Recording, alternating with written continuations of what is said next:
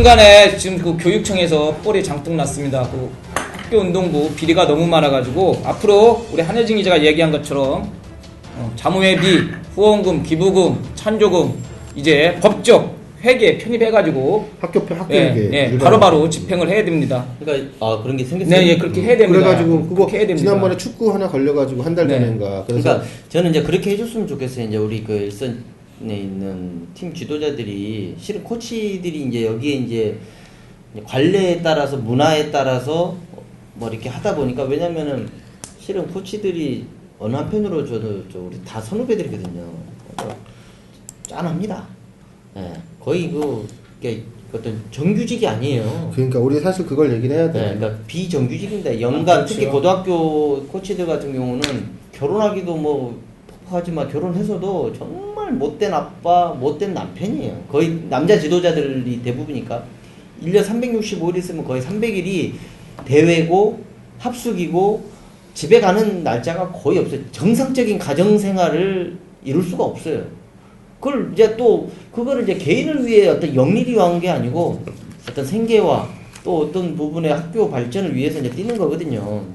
근데 그 와중에 이제 본의 아니게 이게 이제 뭐 세련되지 않는 방법 그리고 또 어떤 지난 어떤 관례적으로 이제 어느 순간 이제 이렇게 학부모들의 등에 타 있는 어떤 형태가 또 돼 있는 부분 그런 부분에서 안타까운 거죠. 그래서 제가 이제 제안드리는 것들은 이제 우리가 이제 과거의 어떤 잘잘못을 따지고 짚고 이렇게 했으니까 하지 말자는 게 아니고 정상적으로 누가 보더라도 합리적으로 처리한다. 학부모들이 보더라도 말은 못하지만 맨날 우리 돈 조금 그런 비난을 받아야 될 이유가 없다. 합법적으로 쓰면 돼요. 학부모 자모회비가 월 30만 원씩 받았고 900만 원 중에 코치 봉급이 300이다. 그럼 300에 대한 정식 급여가 나오고 대회장 나갈 때면 출장 그린카드나 아니면 그러니까 출장 그 카드가 있어요. 출장비 1일 뭐 일비를 얼마 하고 식대 이제 거기에 대한 거를 아예 프론트 학부모가 총무들이 거의 대부분 따라가면 총무들한테 맡겨버리는 게 낫다라는 거예요. 이게 우리 사회가 지금 비정규직이 너무 많아요. 지금 너무 많고 자기 일자리에 대한 확신이 되게 부족한데 태권도는 사실 그 전부터 그랬어요. 특히 직접 일선에서 이 선수들을 육성하고 있는 우리 그 코치 지도자들은 정말 그 언제 감독 눈에 벗어나서 잘릴까? 그쵸. 성적 안 나와서 잘릴까? 내가 이 자리를 언제까지 할 수 있을까? 그러다 보니까 이 자리를 유지하려면 성적을 내야 되고 성적을 내려면 아이들도 잘 가르쳐야 되지만 또 다른 여러 가지 것들이 좌우하는 구조 속에 있었단 말이에요. 그러다 보니까 거기서 하나씩 이런 것들이 잘못된 것들이 생겨나기 시작하면서 그것들이 하나의 노하우가 돼버렸어요. 이 사이에서. 예? 근데 이걸 어떻게 한 방에 딱 끊어버릴 수 있는 좋은 방법은 난 없을 것 같아. 다만 저번에도 우리 아마 이런 얘기 했었던 것 같은데 난 학교에 운동부가 있으면 그러면 그 학교에서 운동을 가르치고 있는 사람은 정규직으로 채용하라 이거야. 그럼 내 말이고. 어? 왜 그걸 채용 안 하겠다는 거야?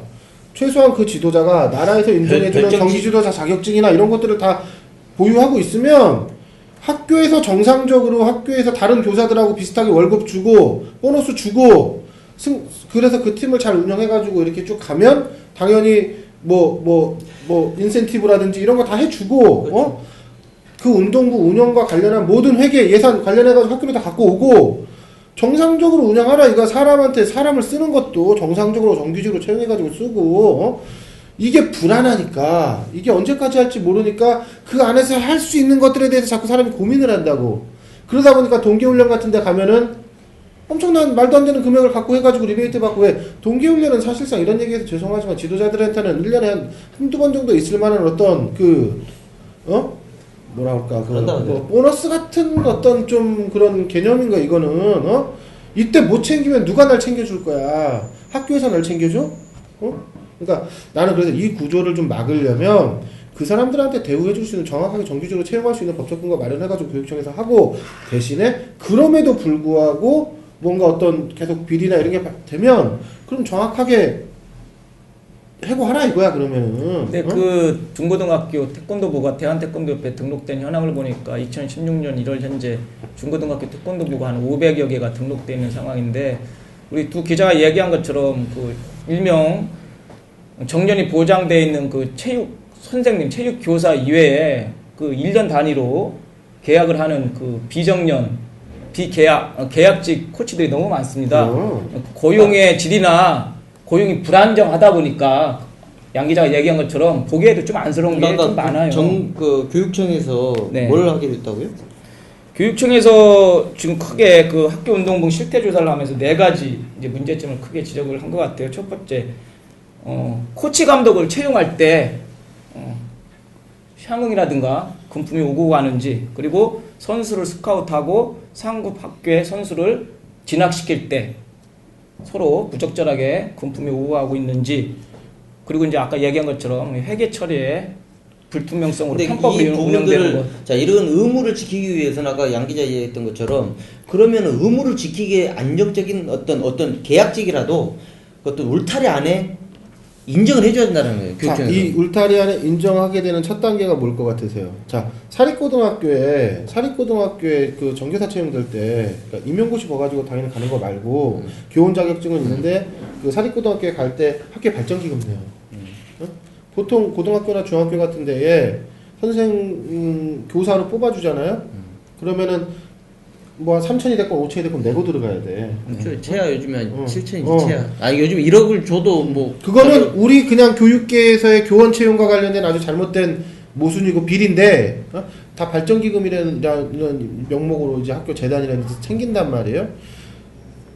만약에 지금 우리 그 태권도부 지도자들도 만약에 정규직 채용으로 해가지고 만약 운동부가 있다면 태권도부가 있다면 해달라고 해주면 이 사람들 분명히 그거 요구할 겁니다. 학교에서. 그래? 그럼 너 정규직으로 해가지고 교사, 교원으로 채용해 줄 테니까 그럼 발전기금 뭐 한 5천 갖고 와.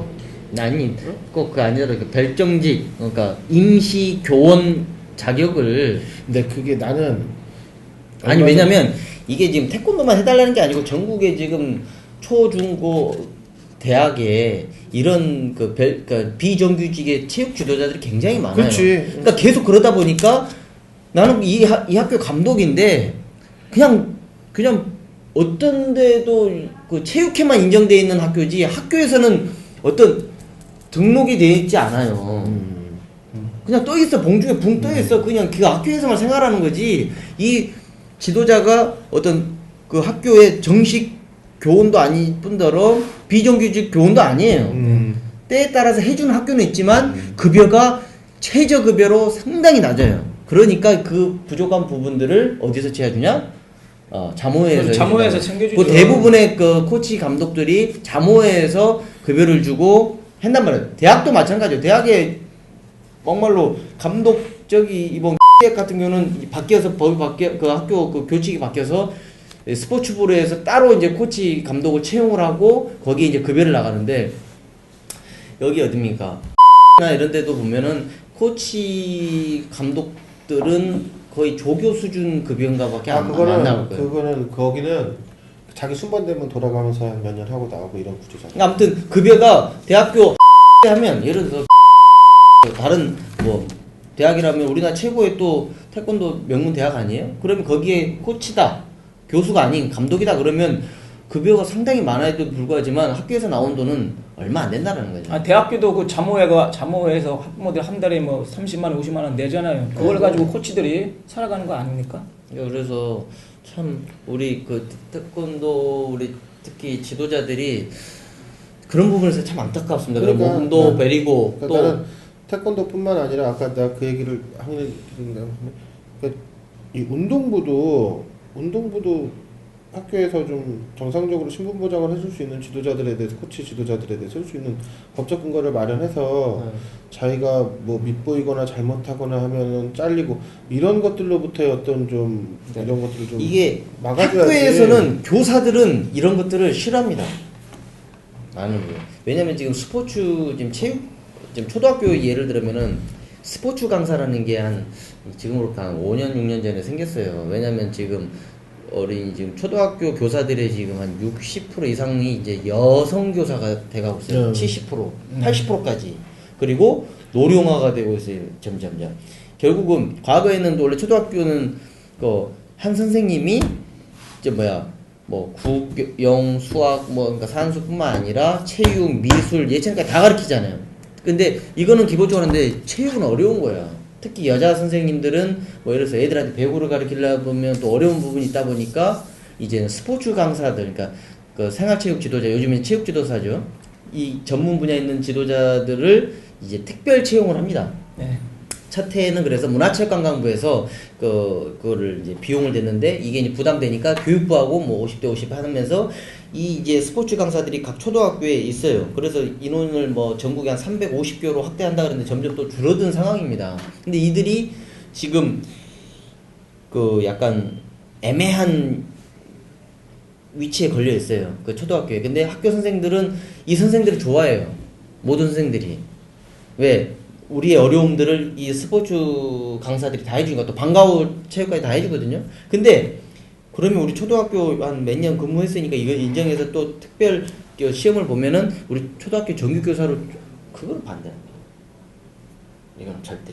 우리가 지금 초등학교 선생님이 어떻게 됐는데, 저거하고 똑같은 거야. 검사들이나. 초등학교 선생 어떻게 되긴 교대 나와서 됐지. 그러니까 사범대, 어쩌라고. 사법고시 우리 됐는데 로스쿨, 그러니까 요즘 로벤이라 그러잖아요. 뭐 한 것처럼 여기는 우리하고는 같은 교사로 인정될 수 없다. 그러니까 여기 아까 지금 중등교사도 마찬가지예요. 우리도 임용고시라는 어렵게 돼서 왔고 사립고등학교도 이렇게 어렵게 왔는데 이러다가 영부영 우리하고 같은 교사 지위를 얻는 거 아니냐. 특히 감독들이 더더욱 그거에 대한 경계가 심하죠. 그래서 사립고등학교 코치들은 10년이며 뭐 5년이며 10년이며 뭐에 충성을 다하냐면 나도 여기서 열심히 성과도 잘 내고 또 내 감독이나 어떤 교장, 교감까지 잘하면 여기에 체육교사가 돼서 감독으로 진짜 갈 수 그러니까 정년이 보장되는 선생이 안 하면 충성을 한단 말이에요. 내가 그 학교 운동부 코치로 들어와서 하다가 그 체육 정교사까지 정상적으로 해가지고 그러니까 그 체육 교사로 된 사람하고 잠깐 얘기를 한번 예전에 해본 적이 있어요. 그거 쉽지 않을 텐데 어떻게 했냐. 정말. 엄청 막말로 같이 살아야 돼. 진짜 막. 네. 근데 결국 그렇게 해내잖아. 우리 선배는 이제 서울에 있는 뭐 저 사립 이제 막 순번 돼가지고 됐는데 막판에 그냥 본인이 다 됐는데 그냥 떠나버렸어요. 그 정말 원해서 됐는데 다 이제 본인 이제 곧 임용만 하는데 그동안 끔찍했는데 진짜 되면 더 끔찍한 또 시대. 되면은 그래도 신분부장이 되는데. 그래도 그래도 자기야 법적인 부분에서의 해고 사유에만 걸리지 않으면. 아무튼 그래서 아무튼 체육교사 되게 힘들어요. 그리고 여기 우리 또 뭐 하나 있지만은 뭐 브로커들이 또 많아요. 그거 또 되면은 감독 겸 뭐 해줄 수 있다고 해서 돈 막 뭐 4천만 원 뭐 선수금 줬다가 돈도 못 받고 뭐 해갖고 재판해가지고 뭐 옛날 국가대표 올림픽 세계 선수권 챔피언 출신이 그렇게 태권도 감독한테 그렇게 당한 사례도 있다니까요. 네? 여하튼 자 또 하나 이제 뭐 연관된 겁니다. 네, 우리 이제 기국구조 태권도가 작년에 이제 우리가 메달값 근절하자. 네. 이거 어떤 아까 말했던 정말 관행이라는 걸 하나로 굉장히 기형적으로 계속해서 지금 확산되고 있는 이 메달값. 저는 진짜 선수 출신이지만 메달값 몰랐어요. 그때 메달값이라는 건 이제 제가 했는데 최근에 희소식이 하나 저희한테 제보가 들어왔습니다. 긴급구조 태권도의 메달값 방송 이후 우리 도장, 우리 곳의 메달값이 사라졌습니다. 그래서 좋은 이유네요. 그러나 어떻게 메달값이 사라진 대신 대회비가 올라갔다.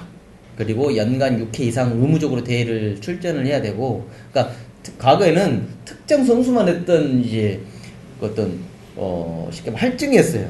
그러니까 기분 메달 딴 선수한테만 받는 메달값인데 이제는 모두가 공이 그거를 감안한 n분의 1로 미리 이제 1학년 때부터 이제 다 내는 거야. 이게 아까 잠깐 얘기했는데. 그러면 나는 메달을 안 땄는데 그것 때문에 그럼 내야겠네? 그러니까 기본료가 올라간 거야. 다른 쪽으로 둘러쳐가지고 또 하는구만. 네, 그렇게 하고 이제 이와 더불어서 이제 이야기 나온 게 입시 비용이 너무 비싸다. 그 근거가 모르겠다. 그리고 어떤 교육 기준도 모르겠고 그냥 또 선수들을 뭐 잘 체계적으로 가르쳐서 이제 근데 부모가 이제 자식 가진 죄로 말도 못하고 숨죽이면서 그 상황을 지켜봐야 되고 아까 이야기했던 거예요. 내 자녀 교육비 공제도 못 받는 거야 이게. 그렇지. 한 달에 평균적으로 한 80만 원이 나가는 게 입시 비용과 대비까지 하면은 평균 한 100만 원씩이 나가는데 다음에 교육공제 학원 다니면은 그래도 공제라도 되잖아. 속셈학원 다니면은 뭘 다니면은 그래도 공제라도 된다. 뭐 연말정산할 때 이건 공제도 안 되고 현금 영수증도 안 되고 아무것도 안 된다라는 거예요. 주라면은 갖다 줘야 되는 거예요. 거기에 좀 여차 지체하면은 눈에 벗어나는 거예요. 네. 그리고 어떤 경우는 그래서 비용을 하도 이제 많이 나서 따라가 봤더니 잠도 뭐 좋은 호텔뿐 아니라 모텔도 아니고 찜질방에서 자는 경우도 있고 아침에 뭐 콩나물국밥 같은 거 뭐 이렇게 너무 좀 심한 게 이제 왜냐면 겨루기 같은 경우는 이제 체중을 빼니까 근데 품새는 뭐 체중도 안 빼는데 뭐 어떤 지도자들은 횡포가 너무 심하다. 네. 그래서 자 이 제보를 한 학부모와 어떤 인터뷰를 하려고 했으나 본인 스스로가 이 인터뷰를 시작하게 되면 이걸 억제할 수 없겠다. 그리고 결국은 그 피해는 내 자녀한테 갈 수밖에 없다. 그래서 이제 고사를 했군요. 네, 이제 내 이 어떤 억울함 어떤 그거만큼은 좀 여기서 좀 알아줬으면 좋겠다. 그러니까 이게 풍선 효과인 거예요.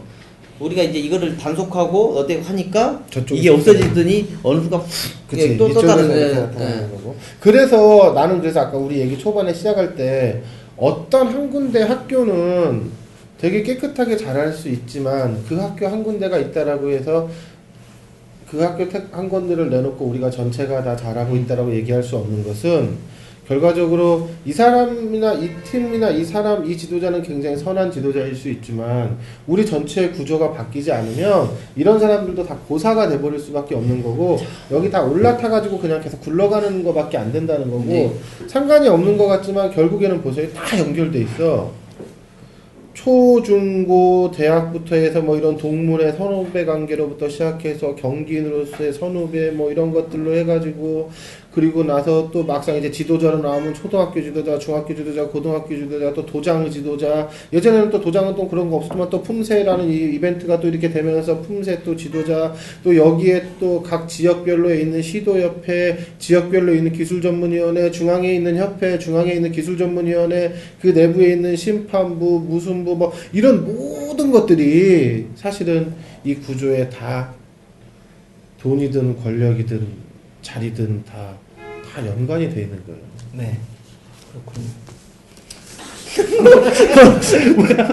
아니, 그래서 저는 아까 그 이제 팀들 이야기 나왔는데 아까 뭐 분명히 그러니까 우리가 이제 다 모든 팀들이 그러는 건 아니잖아요. 그렇죠. 그러니까 잘하고 있는 학교들이 꽤 있을 겁니다. 그래서 그러니까 또 이로 인해서 자칫 매도될 수 있는 부분들이 또 있기 때문에 또 지도자들이 일선에서 이렇게 뛰는데 그 좀 그런 거 좀 저는 받고 싶은 거 제보를 우리 학교는 이런 식으로 언제부터 이렇게 투명하게 모범적으로 잘하고 있다. 그럼 좀 그러니까 예를 들어서 먹거리 엑스파일의 착한 식당처럼 모범적인 어떤 왜냐면 이거 잘하고 싶어도 약간 모범 가이드가 있으면 다른 학교들도 좀 하는데 좀 도움이 될 수도 있을 것 같아요. 지금까지 우리 태권도부 운영 실태와 그 부조리 알아봤고요. 어떻게 하면 좀 건전할 수 있는지 좀 알아봤는데요.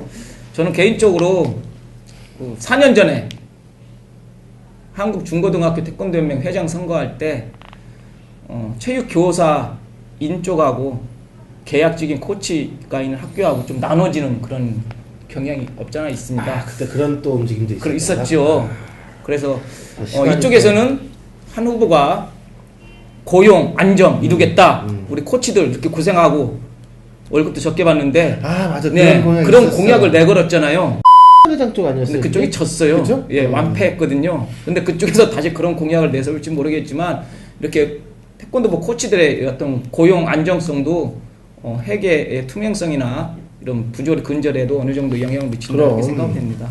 그래서요 문대성 의원 불출마한다 하다가 다시 인천에 출마한다고 하는데 또 선수 출신이고 금메달 리스트면 그러니까 이런 걸 해라. 정식쇼는 하지 말고 우리 후배들 코치들 이런 고용 안정에 대해서 그런 거나 좀 했으면 좋겠어요. 날씨 추운데 말이야 엉뚱한 데 가서 집회나 하지 말고 자기가 선수 출신인데 우리 후배 선수 출신들 지도자가 됐을 때 이렇게 좀 고용 안정을 위해서 자기가 좀 발벗고 나서는 문의원에게 좀 했으면 좋겠어. 할 수 있는 게 이런 거거든. 그치. 그럼요. 사실 문의원에게 이거를 이것이 당신에게 굉장히 향후에 있어서 굉장히 좋을 것이다라는, 그러니까 좋은 평가가 되는 좋은 업적이 될 것이다라는 그 니즈에 대한 이것만 확실히 심어주면 거기는 니즈에 대해서 굉장히 투철하신 분이니까 그럼 할 겁니다. 네. 알겠습니다.